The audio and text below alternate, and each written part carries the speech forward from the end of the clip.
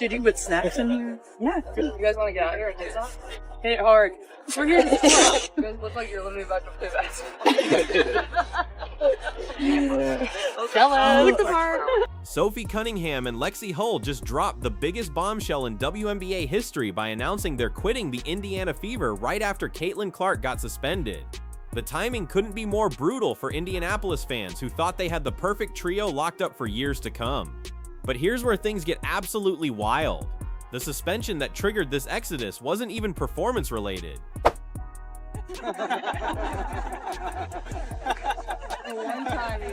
Clark got hit with disciplinary action for violating league protocols during off-season activities, and suddenly her two closest teammates decided they'd rather bail than stick around without their superstar point guard. Sophie made it crystal clear during her exit interview that playing without Caitlin just isn't worth it anymore. She flat out stated that the Fever organization failed to protect their franchise player when it mattered most. Oh, this is making me nervous. Cunningham! Yeah, guys, come on! Yeah! Let's go! Oh, is that bad? The front office apparently knew about the potential suspension weeks in advance, but did absolutely nothing to prevent it or minimize the damage. Not only that, but Lexie Hull completely torched any bridges with Indianapolis management by calling the suspension a setup designed to hurt Clark's momentum heading into next season. She's convinced that certain WNBA executives wanted to knock Caitlin down a peg after her record-breaking rookie campaign made everyone else look ordinary. The Fever's locker room atmosphere reportedly became toxic the moment news broke about Clark's suspension. Is that bad? No, No, that's good. You're doing great. Oh no. Oh no. You got it, girl. Got it, girl. Happy Gilmore. Stand down! Stand down! Keep it down! I'm so sorry.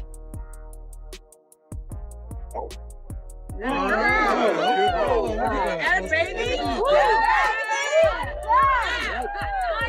Lexie Hull! Show Caitlin how it's done. Important. Sophie and Lexie felt betrayed by coaches who promised to have their backs but then threw Caitlin under the bus when league pressure mounted. Players were picking sides faster than fans could process what was happening. What makes this even more devastating is that both Sophie and Lexie had been vocal about wanting to build something special in Indianapolis. Let's not be dense. The Fever front office realizes the caddy connection belongs back in Indianapolis next season. There's a lot of pomp and circumstance around Sophie Cunningham and Lexie Hull serving as Caitlin Clark's caddies during that golf event. It shows you the rapport, the chemistry, not to mention that those two can play, right? Lexie Hull has that energy you just can't teach, can shoot the ball, moves without the ball, a glue type of player. Same thing with Sophie in a sense. They spent months talking about championship aspirations and creating a dynasty around Caitlin's incredible talent. All those dreams just evaporated overnight because of one stupid suspension. The financial implications are staggering too. Sophie was negotiating a multi-year extension that would have made her one of the highest paid role players in the league. Lexie had already turned down offers from other teams because she believed in the Fever's championship potential. Now both players are hitting free agency with massive chips on their shoulders. But the real kicker comes from what happened behind closed doors. Sources close to the team revealed that Sophie and Lexie gave management an ultimatum: either fight the suspension aggressively or lose two key players permanently. Their association with Caitlin Clark helps them as well. So assuming all things get worked out the way one could see things getting worked out based on the past, both Sophie Cunningham and Lexie Hull will be back.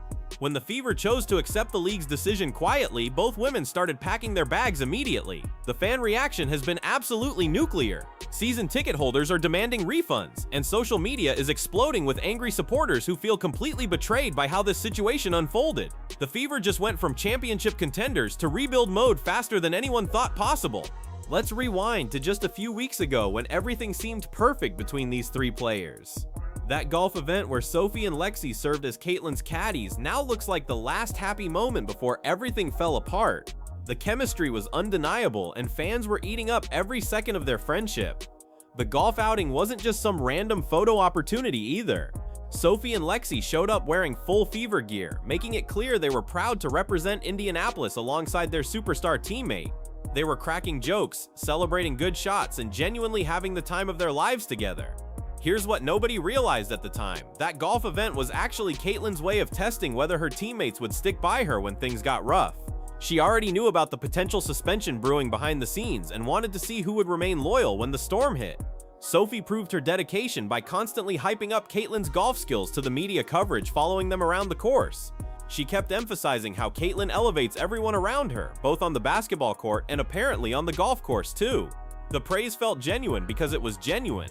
Lexie took things even further by posting multiple social media updates throughout the day, showing off their friendship and making it clear she considered Caitlyn family rather than just a teammate. The bond between these three women seemed unbreakable based on how comfortable they were together. But then the twist nobody saw coming happened just days after those golf photos went viral. League officials contacted the Fever front office about Clark's upcoming suspension, and suddenly that perfect day turned into evidence of why Sophie and Lexie felt so betrayed by what followed. The golf event also revealed something crucial about team dynamics that the Fever organization completely missed. Sophie and Lexie weren't just supporting Caitlyn because she was the star. They genuinely believed in her leadership and wanted to follow her wherever basketball took them next. What makes this even more heartbreaking is that Caitlyn had planned to use that golf day as a celebration of their successful first season together. She wanted to reward her teammates for buying into her system and helping create the best rookie campaign in WNBA history. Instead, it became their goodbye party. The media coverage from that golf event now reads like a tragic farewell tour. Every quote about staying together and building something special feels hollow knowing what was coming next. Sophie's comments about depending on CBA negotiations suddenly make perfect sense as a coded warning about potential departures. Looking back with fresh eyes, you can see subtle hints that something was already wrong. Caitlyn seemed more emotional than usual during interviews that day, and both Sophie and Lexie kept emphasizing how much they valued their friendship beyond basketball. They were already preparing for the worst-case scenario. The Fever's social media team promoted those golf photos like they were proof of unbreakable team chemistry. Now those same images serve as painful reminders of what Indianapolis lost when they failed to protect their franchise player from league politics and personal vendettas.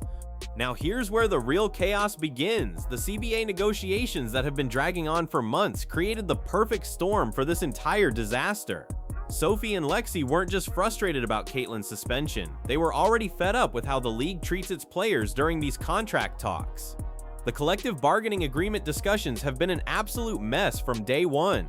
Players want better pay, improved working conditions, and more control over their careers, but league executives keep dragging their feet on every single demand. Sophie had been telling reporters for weeks that everything depended on CBA resolution, but nobody realized she meant everything including her loyalty to Indianapolis. But wait, it gets even messier. The last CBA meeting happened about 2 weeks before Caitlyn's suspension was announced, and apparently things went terribly wrong during those negotiations.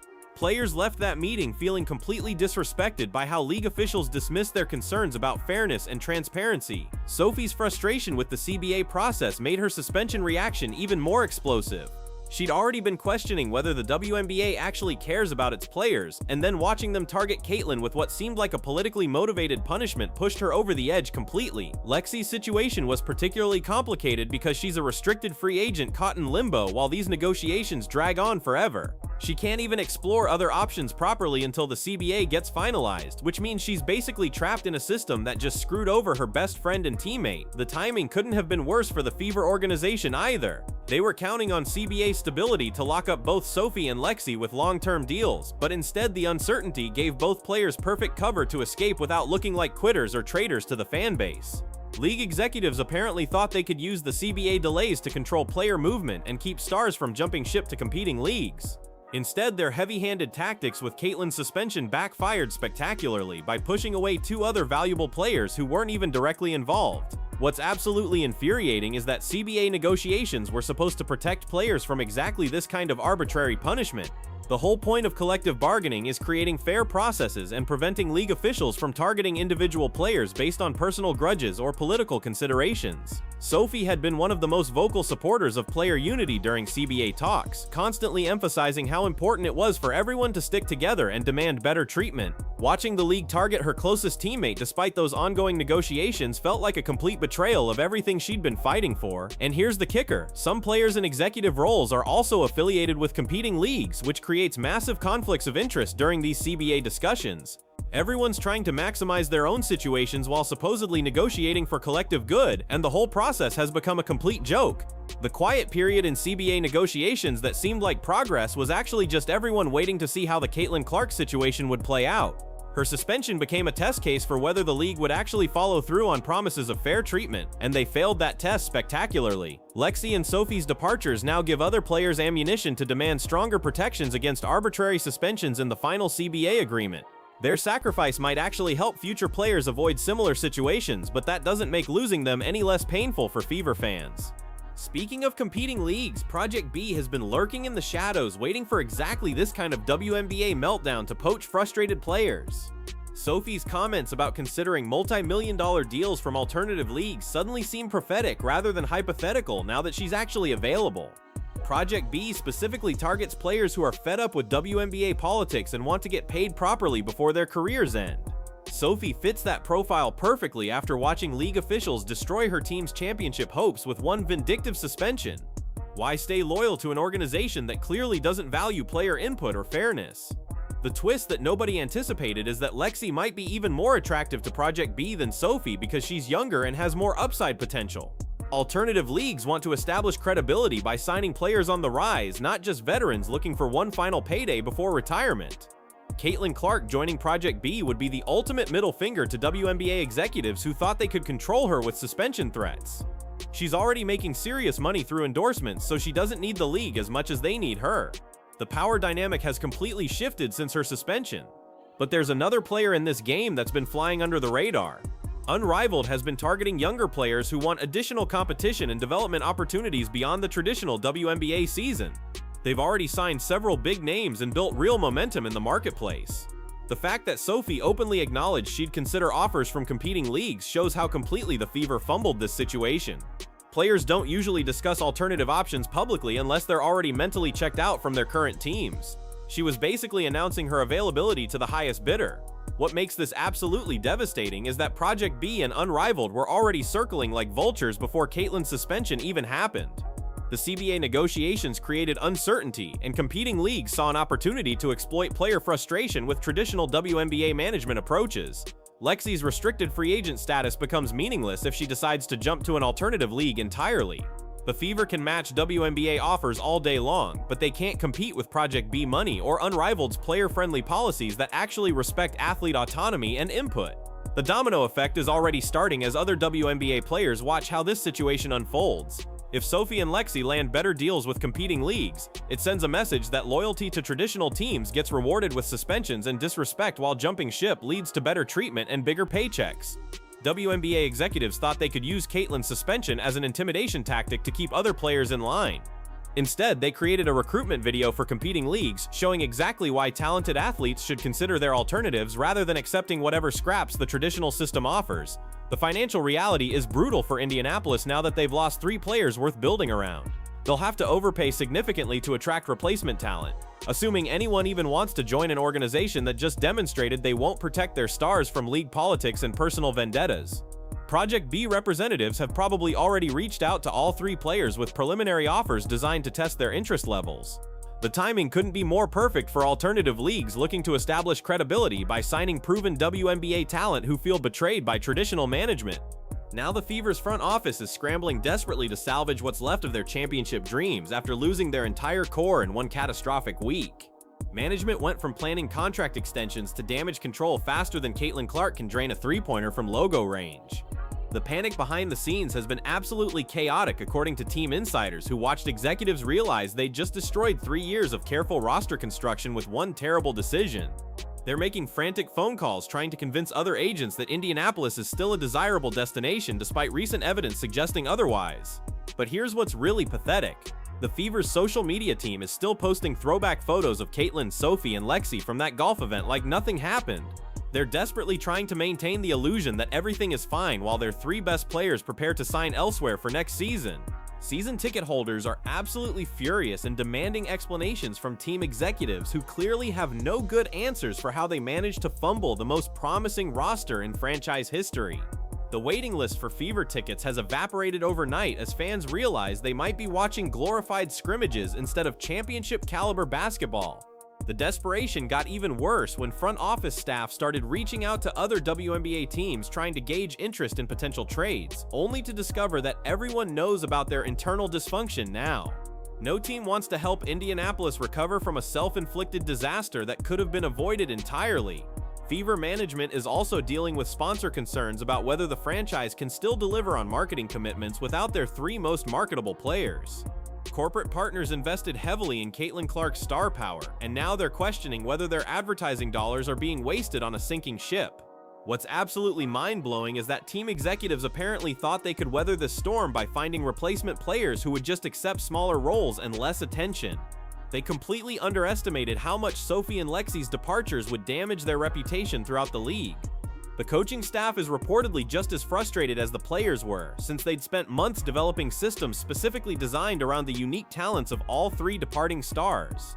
Now they have to completely rebuild their offensive and defensive schemes with whatever bargain bin players they can convince to join this mess. Even more embarrassing is how other WNBA teams are already circling like sharks trying to poach whatever decent players remain on the Fever roster. Everyone knows Indianapolis is in complete disarray, which makes their remaining talent prime targets for teams with actual competent management. The Fever's attempts to spin this disaster as a fresh start opportunity have fallen completely flat, with both media and fans who aren't stupid enough to believe obvious damage control talking points. Nobody wants to hear about new beginnings when the old team was actually good before management destroyed it. The ultimate irony is that the Fever's front office spent years complaining about not having enough star power to compete with larger markets.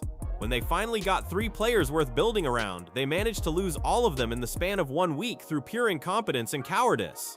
Indianapolis fans deserve so much better than watching their team's championship window slam shut because executives couldn't stand up to league pressure when it mattered most. The Fever went from title contenders to laughingstock faster than anyone thought possible, and there's nobody to blame except their own leadership failures. If you're enjoying this breakdown of the WNBA's biggest disaster and want to stay updated on all the latest basketball drama, make sure to hit that subscribe button and turn on notifications so you never miss the chaos.